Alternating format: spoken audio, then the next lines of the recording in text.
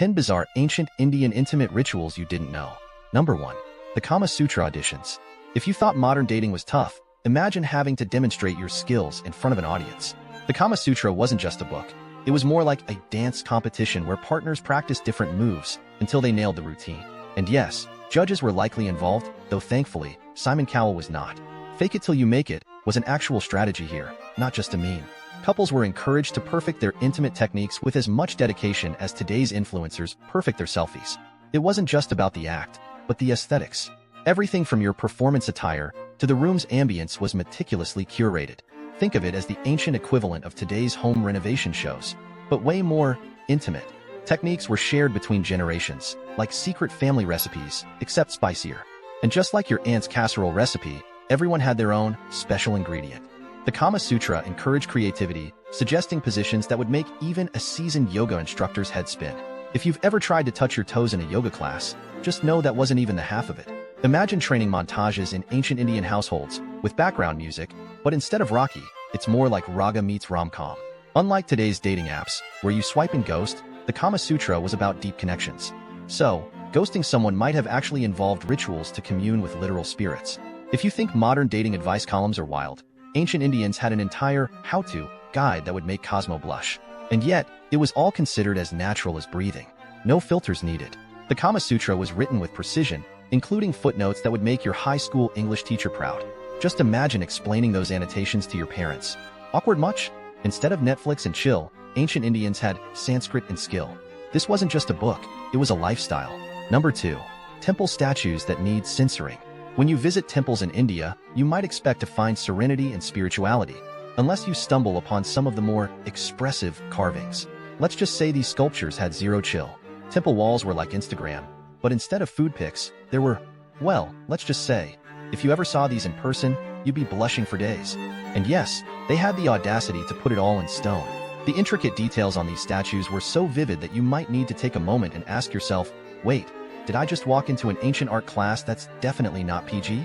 You'd think ancient artists were flexing their skills, showing off their ability to capture the human experience in the most intimate of details. Even Michelangelo might have taken notes here. Temple tours were likely a mixed bag. Spiritual enlightenment, followed by a side of awkward explanations to your grandparents about what you just saw. There's a reason they say a picture is worth 1,000 words. But these statues? They'd easily be worth a few thousand gasps, and maybe some awkward giggles. Don't even try to Google these. The statues will put your browser history to shame. And here we thought the Victorians were uptight. The carvings were less about shock value and more about celebrating life. At least that's what the tour guides would tell you after you've picked your jaw up off the floor. Ancient sculptors might have been the original influencers, shaping cultural perceptions in a way that would make modern marketing executives jealous. When someone says they're carving out time for self-care, it's hard not to think that ancient Indian artists took that a bit too literally. Number 3. Festival of Colors and Hints. Holi, the Festival of Colors, wasn't just about throwing powders and getting colorful selfies. There was a lot of flirting, teasing, and even some pretty direct hints flying around with those colors. Forget passing notes in class. During Holi, young people had the perfect excuse to throw color at their crushes. If you got hit with red powder, it was the ancient equivalent of a heart emoji. This festival was basically Tinder with a dash of color. Swipe right? More like splash right. And it wasn't just a splash. It was more like a full-on paintball match, but make it romantic. Flirting during Holi was an art form in itself. You could tell a lot about someone's feelings based on how hard they threw the color. The harder the throw, the hotter the feelings. Who knew? Holi wasn't just fun and games. It had a dash of, do you like me? Yes or no? But instead of circling an answer, you got covered in bright pink. If you think your festival outfit is important now, back then, it had to be on point, because it might just catch someone's eye before they covered it with blue powder. Color symbolism was a big deal, and not just in art class. Different colors meant different things, and getting hit with yellow might mean you're just a friend, while red meant, let's take this to the next level. Playing Holi with someone was like the ultimate icebreaker. If you could survive a face full of green powder, you could probably survive a relationship with them. The day after Holi was probably full of deciphering. Did she really like me? Or was that just a friendly splash of yellow? Should I send a pigeon with a message, or just wait until next Holi? Holi was about more than just fun. It was a way for society to break the usual barriers and let people express themselves in ways that might have been too bold on a regular Tuesday. Number 4. Rituals for a fruitful union. Ancient Indian rituals for ensuring a fruitful union were less about metaphor and more about, we're literally going to bless this tree and hope it works for you, too. No joke, One ritual involved tying a thread around a tree, hoping that the couple's love would blossom like the tree itself. And people complain about long wedding ceremonies today. Food was often involved in these rituals, and not just for eating. Couples would sometimes offer food to the gods, praying that their marriage would be as bountiful as the feast they couldn't touch. If you thought today's bridal showers were elaborate, imagine one where everyone is chanting, dancing, and throwing rice at you. Not just because you're getting married, but because rice symbolizes fertility. Some rituals were like an episode of Extreme Makeover, Temple Edition, where temples were decorated, blessed, and even repainted to ensure the gods were in a good mood for the big day. The rituals didn't stop at the wedding. There were post-wedding ceremonies designed to make sure the marriage took, like quality control checks, but for love. Symbolic gifts were a big deal. Couples exchanged items that represented prosperity, like gold coins and grains. Yes, grains. Nothing says, "I love you," like a sack of rice, apparently.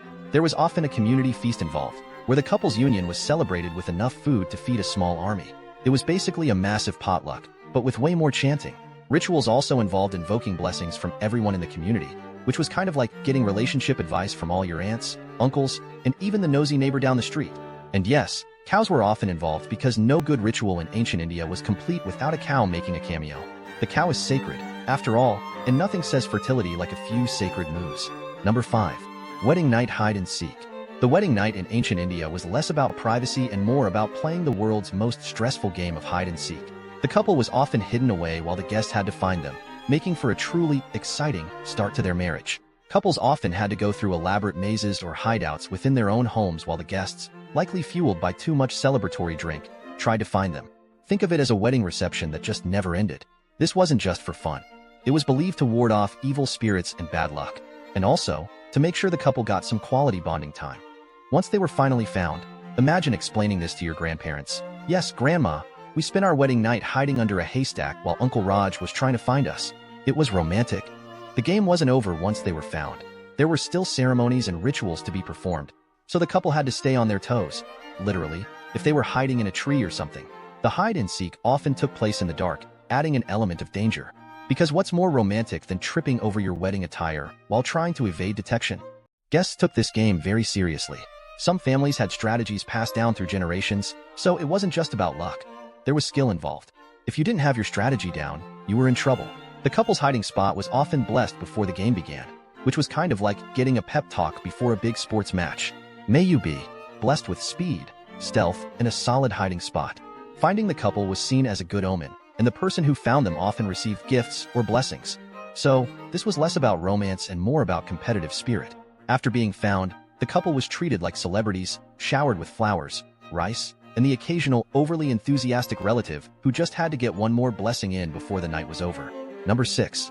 Magic love potions, not just for fairy tales. In ancient India, love potions were totally a thing, and they were more complex than just mixing some herbs and spices. Think of them as the original chemistry experiment, but with way more at stake than a grade. The ingredients list for these love potions read like a grocery list for a witch's pantry. Everything from rare herbs to animal parts was fair game. And yes, they believed these concoctions could make anyone fall head over heels.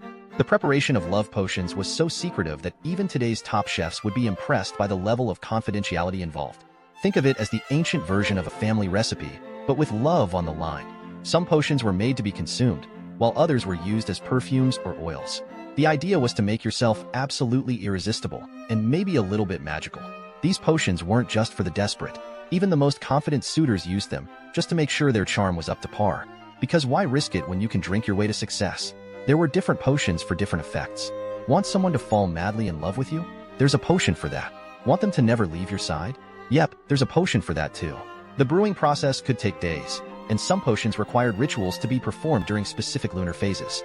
It was astrology meets chemistry, with a dash of romance. Some love potions had unintended side effects, like making someone a little too obsessed. Let's just say, ancient Indians might have accidentally invented the concept of the clingy partner. Love potion vendors were the matchmakers of their time, offering not just the potion but advice on how to use it effectively. Take 2 sips and call me in the morning was the vibe. If a potion didn't work, there was always the possibility that the ingredients weren't fresh enough. This led to a booming trade in rare herbs and spices, making the love potion industry one of the most lucrative and mysterious of the time. Number 7. Rituals for an aphrodisiac feast. Feasts in ancient India weren't just about stuffing yourself with food. Some were designed to make you feel extra loving afterward. Think of it as the ancient version of an aphrodisiac dinner, but with a lot more ritual involved. The menu was carefully curated to include foods believed to enhance desire and vitality. If you think oysters are sexy, ancient Indians were way ahead with their own superfoods. These feasts weren't just private affairs. Sometimes, the entire community was involved, which probably made things a bit awkward when you realized what everyone was eating for. Ingredients included everything from honey to almonds to special herbs that were believed to have magical properties. It was like an ancient smoothie bowl, but way more potent. Some of the dishes were so elaborate that they took days to prepare, and they were served in courses that were supposed to build the mood gradually. It was a culinary slow burn. Couples were often encouraged to feed each other during these feasts, adding an extra layer of intimacy. Just don't drop the spoon, or you might get some side-eye from the elders. These feasts were followed by rituals that invoked the gods of love and fertility. So, after you finished eating, there was still a dessert of chanting and blessings to look forward to. There were specific drinks that were brewed to complement the meal. These weren't your average beverages. They were crafted with the intent to warm the soul in more ways than one. The atmosphere was a big deal. The dining area was decorated with flowers, candles, and incense to create the perfect mood. If Instagram had been a thing, these feasts would have gone viral. After the feast, there were often games or activities designed to test the couple's compatibility.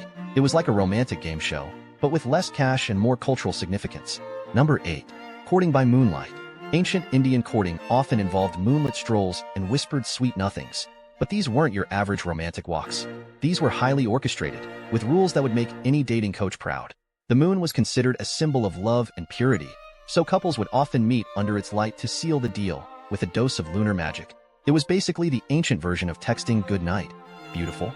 These meetings were usually chaperoned, because who needs privacy when you've got the moon, right? The chaperones made sure everything stayed respectable, but also probably made things a bit awkward. The timing of these moonlit rendezvous was crucial. Specific phases of the moon were believed to enhance certain feelings, so if you didn't plan correctly, you might end up with a very different kind of vibe. Flowers played a big role. Couples exchanged blooms that had specific meanings, and if you got the wrong flower, well, that was a pretty big hint that you might need to work on your relationship game. These meetings weren't just for the young. Older couples also participated, rekindling their love under the moonlight and possibly reminiscing about their own earlier rendezvous. Music often accompanied these moonlit walks, with musicians playing soft tunes in the background. It was like having your own live soundtrack for your love story, no Spotify needed. Some couples would recite poetry to each other, and if you weren't a poet, you better have memorized some lines from the classics. Otherwise, you were just that person who showed up unprepared. The moonlit meetings were often followed by rituals that further blessed the couple's union. So even if the walk didn't go as planned, you could always hope that the gods were on your side. These walks could last for hours, and by the end, if all went well, the couple would be even more in love, or at least more aware of each other's footwear choices in the moonlight. Number 9. Bridal games that put survivor to shame. Ancient Indian brides didn't just walk down the aisle. They played a series of games designed to test their patience, wit, and sometimes even physical strength. Think of it as Survivor, Wedding Edition. These games were designed to be fun, but they had a deeper meaning, symbolizing the challenges the couple would face in married life. So, if you could survive the games, you could survive marriage, in theory. One popular game involved the bride and groom searching for a ring hidden in a pot of colored water. If you thought finding the remote was hard, try finding a ring in a bowl of goop while everyone's watching. Another game had the couple racing to be the first to sit down after circling a sacred fire. It was like musical chairs, but with way more pressure, because losing might be seen as a bad omen. These games often involved the whole family, so it wasn't just about the bride and groom. It was a team effort. And if your team wasn't up to snuff, well, better luck next time. Some games were about showing off skills, like balancing pots on your head or carrying water without spilling a drop. It was basically the ancient equivalent of a talent show, but with way more at stake. The games were also a way to break the ice between the bride's and groom's families, who might have been meeting for the first time. So, no pressure, but everyone's watching. Winning wasn't just about bragging rights. The victors often received blessings, gifts, or even a special place of honor at the feast. So, yeah, there was definitely something on the line. Losing, however, wasn't the end of the world. It was seen as a way to humble the couple and remind them that life is full of ups and downs. A little philosophical wisdom never hurt anyone. After the games, the couple would be showered with flowers and blessings, as if to say, "Congrats, you made it through the wedding games. Now good luck with the rest of your life." Number 10. The morning after rituals. The morning after the wedding was no time to sleep in. Ancient Indian couples were expected to rise and shine early for a series of rituals that would make even the most dedicated morning person groan. These rituals were all about ensuring the couple's future happiness, but they involved a lot more than just breakfast in bed. There were prayers, offerings, and sometimes even a little bit of manual labor. One ritual involved the couple waking up at dawn to offer prayers to the sun. Because nothing says newlywed bliss like staring into the sunrise while muttering sacred verses. The couple was also expected to visit a temple together, which might have involved a long walk. Just what you want to do after a night of celebration and games, right? The bride would often receive gifts from the groom's family during these rituals, like jewelry or clothing. It was a way of welcoming her into the family, but also a subtle reminder of her new responsibilities. Some rituals involved cooking together, where the couple prepared a meal for the first time. It was a test of their teamwork, and possibly their ability to follow a recipe under pressure. There were also rituals that involved the couple giving alms to the poor, as a way of starting their married life with a good deed. So, even if you weren't feeling charitable, it was time to dig deep. The morning after rituals also included a lot of blessings from elders who would offer advice, wisdom, and possibly some mildly embarrassing stories about their own wedding nights. If the couple was lucky, they might get a brief moment of alone time during these rituals, but more often than not, they were surrounded by family, friends, and priests. So, romance had to wait. After all the rituals were done, the couple could finally relax, until they remembered that the honeymoon was just around the corner, and that would involve its own set of traditions and expectations. And that's it from this video. See you in the next one.